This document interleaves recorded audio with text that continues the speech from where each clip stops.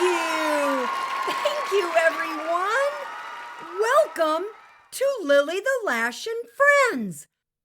I'm Lilly the Lash, the star and main character of the most incredible children's book series, The Life and Times of Lilly the Lash. Yep, it's really me, and I'm so excited that we're hanging out together. Now, perhaps you've never heard of my book series, but that's not a problem in the least. I do, however, want to take a moment to tell you about them, because they really are something special.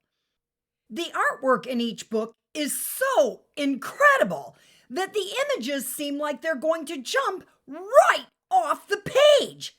They're written in such a way that leaves you excited to see what's going to happen next, and there's hundreds of free, fun activities and hidden stuff too.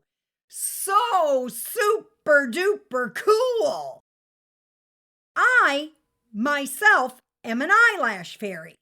My role in the storybooks is to help everyone see the importance of making good choices and learning good lessons like honesty, respect, and compassion.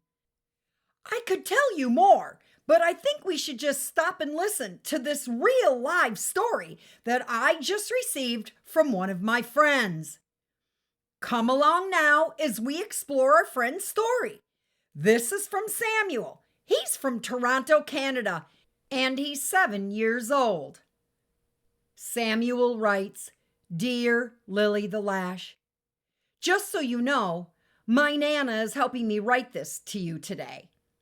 One time a while ago, I stayed by my Nana and Granddad's house for a couple of days until I went home. I remember that day because my mom and dad told me that my mom was sick and had cancer. My dad told me that my mom was going to feel tired a lot and that it would be important for me to do my very best and help around the house. My mom was lying on the couch and she was crying, which made me cry too. She hugged me and told me everything was going to be okay, but I was worried. I was worried because my friend at school had a mom who had cancer, and she died. For a long time now, my mom has been feeling sick and always has to go to the hospital for medicine.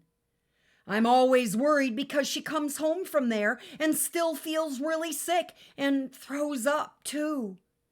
I wonder all the time if she's going to be okay. I'm keeping my room clean. I help my dad with dishes and stuff, and I get my mom wet washcloths and help her to the bathroom sometimes. I don't know if my mom is going to be okay or not. My Nana and Granddad tell me that we are a family and that we will keep caring about and loving each other every day. I wanted to write you this letter because I have your books and I listen to your podcast stories, and I told my Nana that other children might feel worried about their moms or dads too. So I wanted them to know that others know exactly how they feel.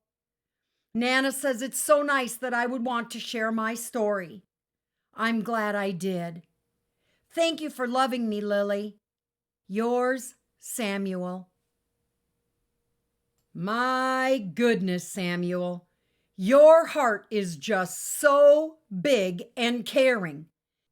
To think that you would want to share what's going on in your life right now under these circumstances with other children who might be experiencing the same thing, well, that's simply the most wonderful thing going. You're reaching out to let them know that they aren't alone. That's just so considerate, Samuel. Huge hugs, little mister. I want to start by saying that I'm so sorry that your mom is not feeling very well right now. That's a real tough one. It's tough for her because she's not as healthy as she'd like to be and isn't able to do the things she'd normally be doing with you and your family. But it's also tough for those of you who love her too, as it's just plain hard for anyone to watch someone feeling so sick.